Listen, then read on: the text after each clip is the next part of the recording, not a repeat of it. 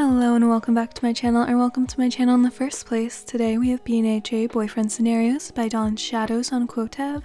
The link will be in the description, go check it out. Let's go ahead and get into it. Izuku Midoriya. Listener, you were surprised by the slight sternness of his voice. As long as you'd known him, he'd seemed timid in most things, unless it came to training, of course.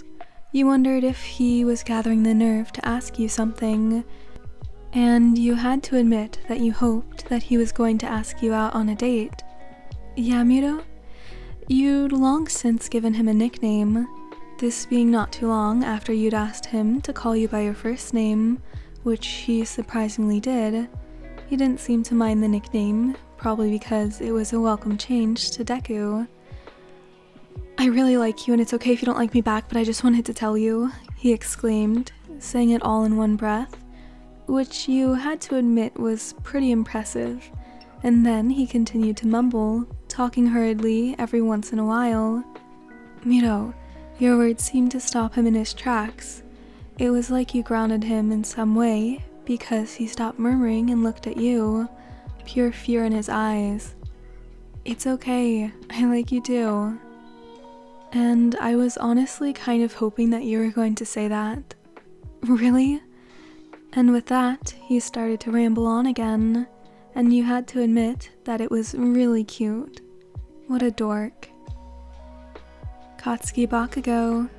Oi, Baku. That was your customary greeting at this point. The two of you clashed enough for it to become a daily occurrence.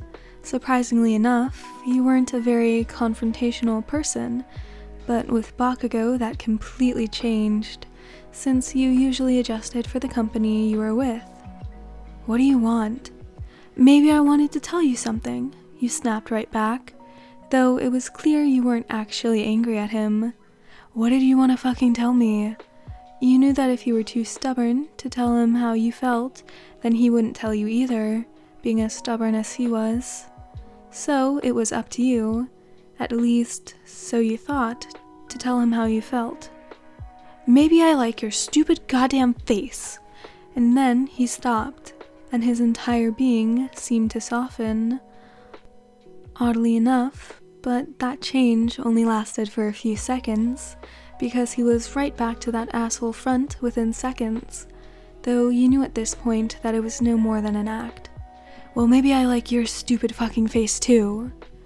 You were so incredibly relieved that you wanted to cry out of joy, but you didn't want to embarrass yourself like that, so you only nodded, a small grin adorning your face as you did so. Good. Denki Kaminari.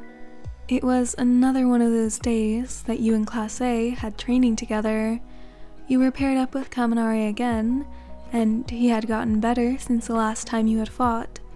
But he also flirted more now whenever the two of you fought. But you ignored it as you usually did, until after class ended, and you had both met up to eat lunch together, and he was only silent throughout most of it.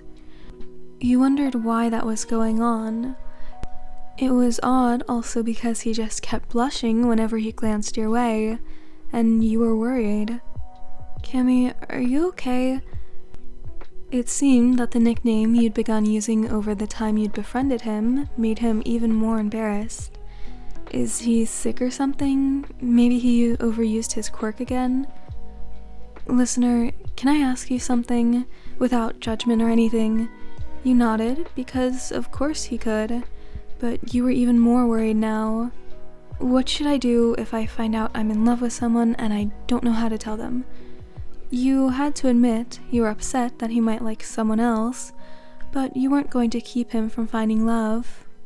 I guess you should tell them, he suggested. I'm honestly not sure, Cammy, but it would be the best if they knew how you felt. In order to give yourself a chance, they have to know that you're an option. Alright.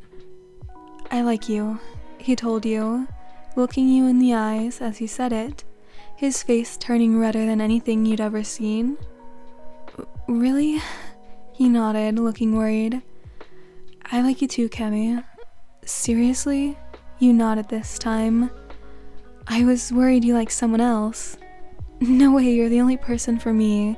He grinned proudly, and it made you smile too. Ejiro Kirishima. You were pretty surprised when Mina again wasn't there to walk home with you, but Kirishima was. At this point, you wondered if it was purposeful, since she had told you not too long ago that apparently the staff and their class had bets on the two of you getting together, which was kinda weird, but you weren't going to judge. Hey listener, he'd begun calling you by a nickname not too long ago, and you were fine with it because it was a nickname that Ashido also used for you sometimes, so it wasn't like it was a big deal. While you didn't verbally respond, you did hum a bit, so he knew you heard him. Can I tell you something? Go for it, he said, a soft smile seeming to be ever present on your face as it usually was. Usually, when Kirishima asked if he could tell you something, it was a dad joke or a pun about some observation he had made, or something he thought was mind-blowing when it was something that should have probably been obvious anyways, like lasagna pretty much being spaghetti-flavored cake. I think I really like you, he admitted, his face turning as red as his hair at this point, and I just needed to get it out there because I didn't want it to cause any friction between us or affect our friendship or anything in case you don't feel the same way, but it was something I just needed to tell you. He looked so embarrassed, and you felt bad about it, because it wasn't like you didn't feel the same way. You totally did, but he didn't know that. Not until you told him or anything like that. And while he had just admitted it to you, you felt embarrassed admitting it back. Me too. Seeing his face light up and that smile spread over it, it was something you wished you could see every day because he deserved happiness. I'm glad you feel the same. I knew it! Ashido,